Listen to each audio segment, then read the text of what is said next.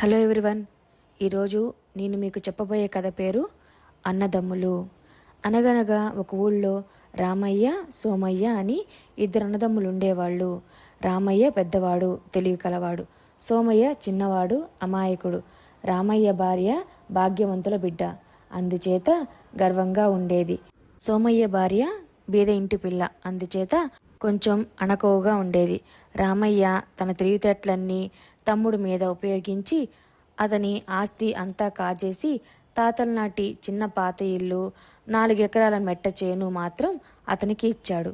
పెద్ద మేడ, మిగతా ఆస్తి అంతా తను ఉంచుకున్నాడు. పాపం సోమయ్య దాంతోనే తృప్తిపడి కష్టపడి చేను దున్నుకుంటూ వచ్చిన దాంట్లో తను కొంత తిని మిగతాది ధర్మం చేస్తూ ఉండేవాడు. ఇలా ఉండగా ఒకనాటి రాత్రి ఎవరో సన్యాసి రామయ్య ఇంటికొచ్చి తలుపు తట్టాడు.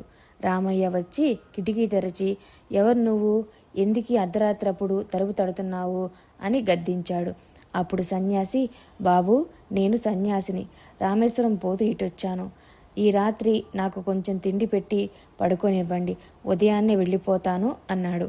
ఏంటి, మా ఇంట్లో వల్ల కాదు, పో పో, అదిగో ఆ ఎదురుగానే ఉన్నాడు షావుకారు, వాడి దగ్గరికి పో, దోవన ఏ సన్యాసి పోతున్నా పిలిచి అన్నం పెడతాడు అన్నాడు రామయ్య.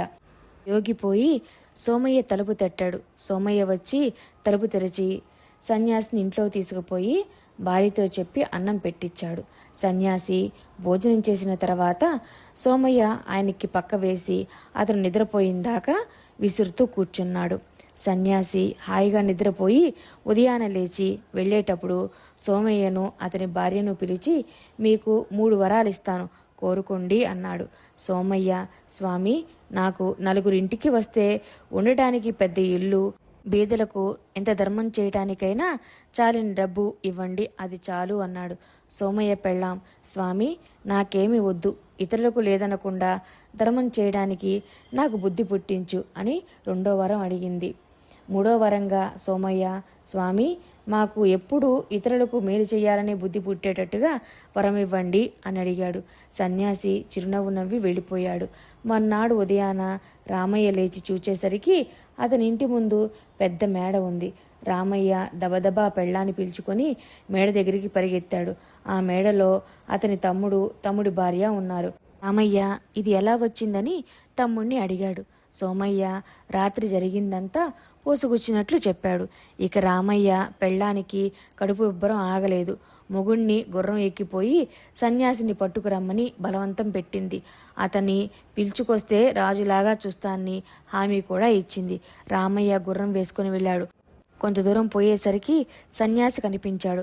రామయ్య రొప్పుతూ రోస్తూ, స్వామీజీ, రాత్రి మా వల్ల చాలా నేరం జరిగింది, ఈ మాటు మా ఇంటికి రండి, మిమ్మల్ని రాజులాగా చూస్తాము, నా భార్య కూడా మిమ్మల్ని తీసుకురమ్మన్నది అని బ్రతిమాలాడు. బాబు, ఏదో నా దోవ నేను తీర్థయాత్రకు పోతున్నాను, నేను రాలేను అన్నాడు సన్యాసి. అలాగైతే ఎట్లా స్వామి, నా భార్య ఊరుకోదు, మీరు రాకపోతే కనీసం మా తమ్ముడికిచ్చిన 3 వరాలైనా ఇచ్చి వెళ్ళండి అన్నాడు రామయ్య. సన్యాసి రామయ్య వదలని అనుకుని, సరేలే, నీకు నువ్వు కోరుకున్న 3 కోరికలు సిద్ధిస్తాయి అన్నాడు. రామయ్య పట్టాన సంతోషంతో గుర్రాన్ని మరీ వేగంగా పరిగెత్తిస్తూ ఇంటి వైపుకు బయలుదేరాడు.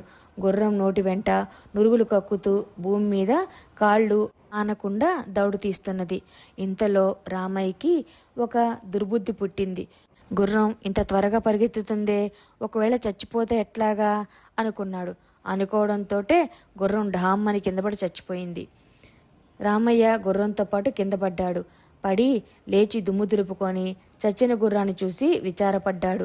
అతనికి గుర్రాన్ని వదిలిపెట్టి వెళ్ళడానికి బుద్ధి పుట్టలేదు. అయినా ఏం చేస్తాడు, వెళ్ళక తప్పదు. గుర్రం చావనే చచ్చింది.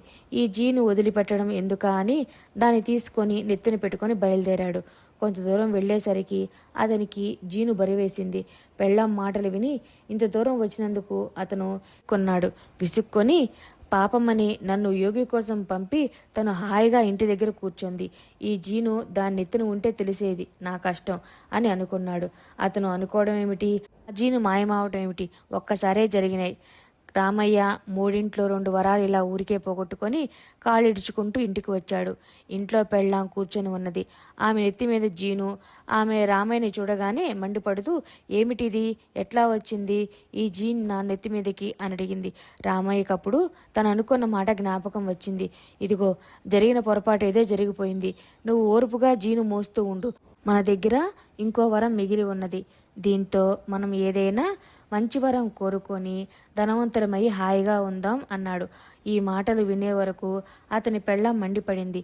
నువ్వు నీ డబ్బు పోయి గంగలో పడండి, తర్వాత ముందు నా నెత్తి మీద జీని దించు, లేకపోతే బాగుండదు చెప్తున్నాను అన్నది. పాపం రామయ్య పెళ్ళానికి భయపడి జీని ఊడిపోవాలి అని కోరుకున్నాడు. జీని ఊడి కింద పడ్డది. చూశారా, రామయ్య దుర్బుద్ధితో ఇంత కష్టపడి తెచ్చుకున్న 3 వరాలు ఇట్లా మట్టిలో కలిసిపోయినాయి. కథ కంచికి మనం నిద్రకి. Thanks for watching. Like, share and subscribe.